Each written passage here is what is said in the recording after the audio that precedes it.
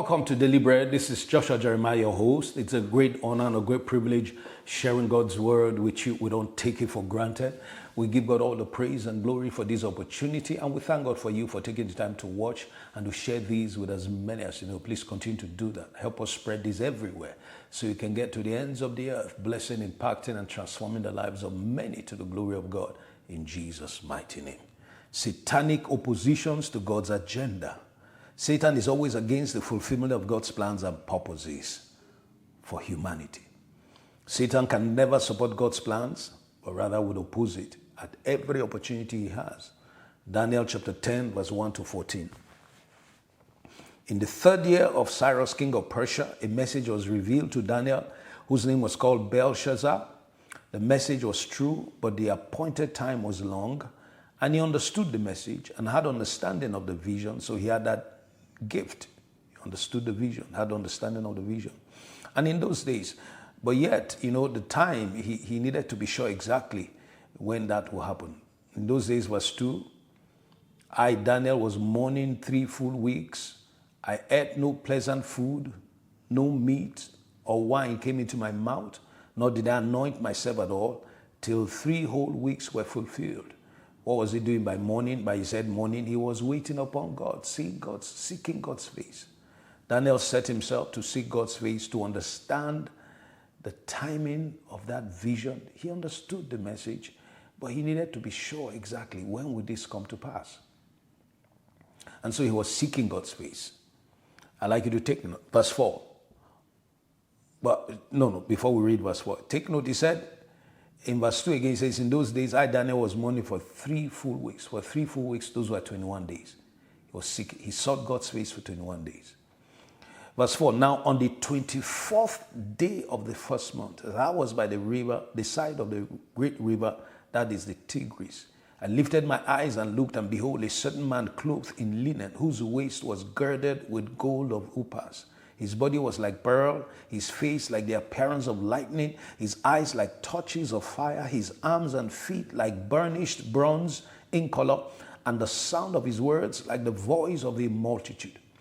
And I, Daniel, alone saw the vision. Let me pause there, verse 7. Take note. He sought God's face for 3 full weeks. Those were 21 days.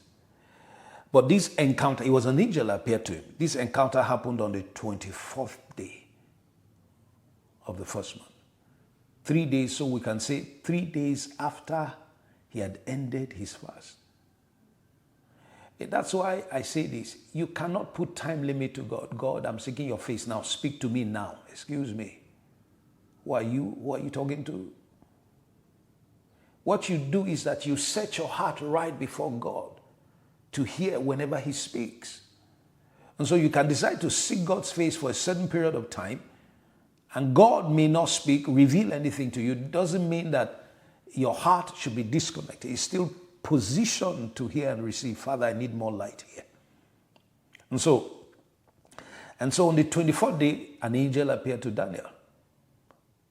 In verse 7, he said, I, Daniel, alone saw the vision, for the men who were with me did not see the vision, but a great terror fell upon them, and so that they fled to hide themselves. And therefore I was left alone when I saw this great vision, and no strength remained in me, for my vigor was turned to frailty in me, and I retained no strength. Yet I heard the sound of his words, and while I heard the sound of his words, I was in a deep sleep on my face, with my face to the ground.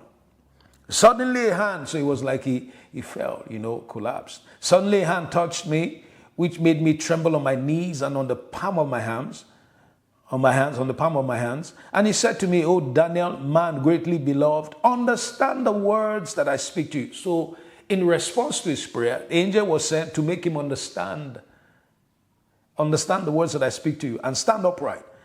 For I've now been sent to you. So while he was speaking these words to me, I stood trembling, Daniel said. While the angel was speaking to me, I stood trembling. And then he said to me, verse 12, do not fear, Daniel, for from the first day you set your heart to understand and to humble yourself before your God. The prayer and fasting was to humble himself before God. That's what prayer and fasting, that's what fasting does. It humbles you. It does not humble God. It does not turn God. It doesn't make God speak. It is you that fasting benefits. It does not benefit God in any way. It doesn't make God speak faster, clearer, more audible. No. It humbles you so that it conditions your body so your spirit becomes more alert and sensitive to God. That's genuine fasting. He said, let me read verse 1. He said to me, Daniel, do not fear, Daniel, for from the first day you set your heart to understand, to humble yourself before your God. Your words were heard. Pause here. How many days did Daniel humble himself, seeking God's face? 3 full weeks. Those are 21 days. And the angel said, that first day God heard you. And yet, for the 3 full weeks, no response came from God.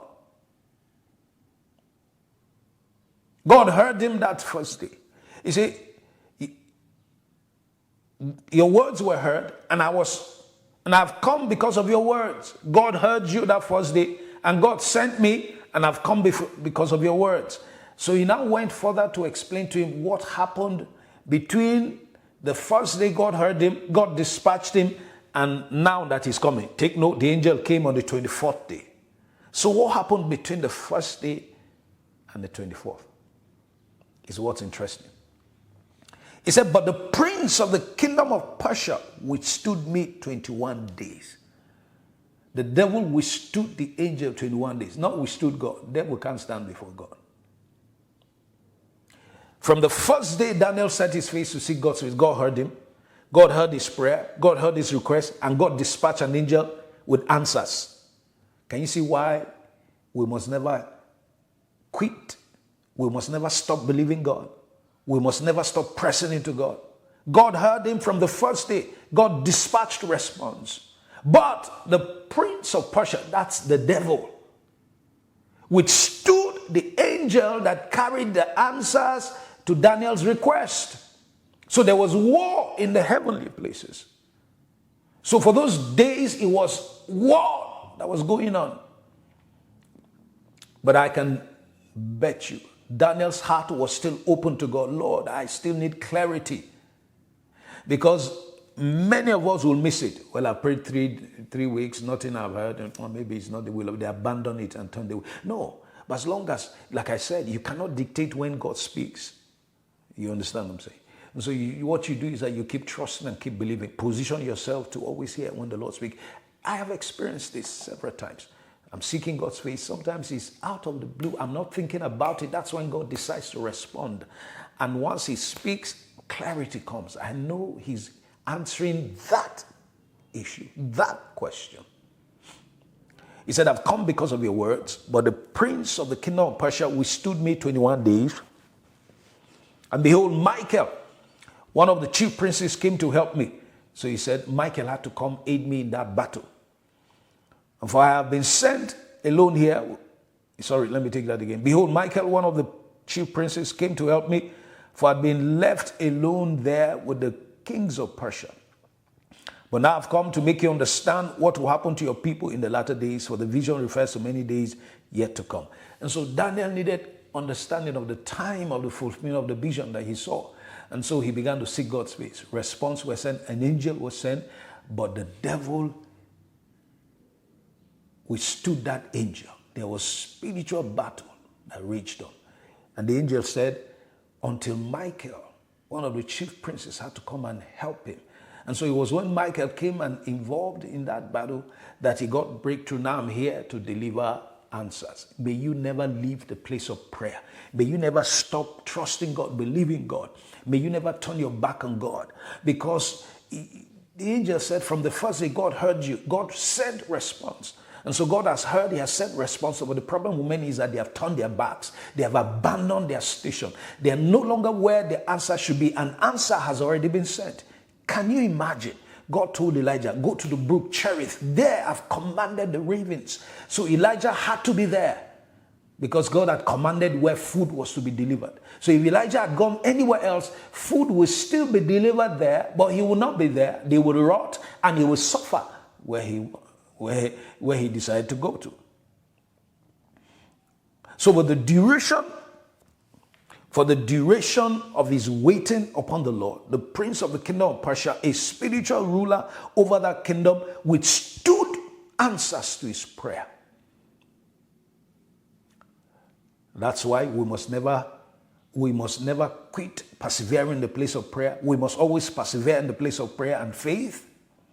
We must not easily quit or give up just because we don't see immediate answers.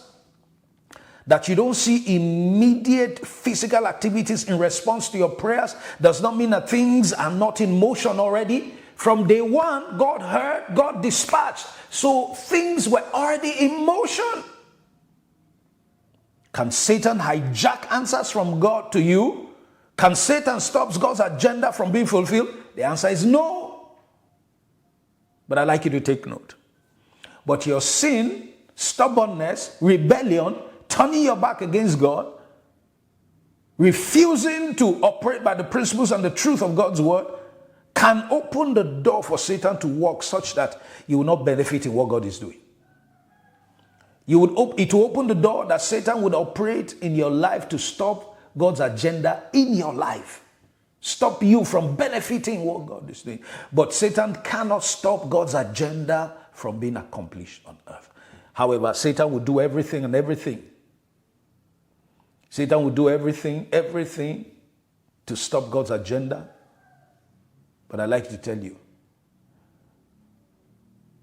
he will create distractions in your life so that you will miss out on all God is doing and God has done. But he will never be able to abolish what God is said to do. But as long as you align yourself in God, you can't miss out on what God is doing. Be sober, be vigilant, because your adversary, the devil, walks about seeking whom he might devour, whom you should resist steadfast in the faith. God bless you and keep you till we meet again in Jesus' mighty name.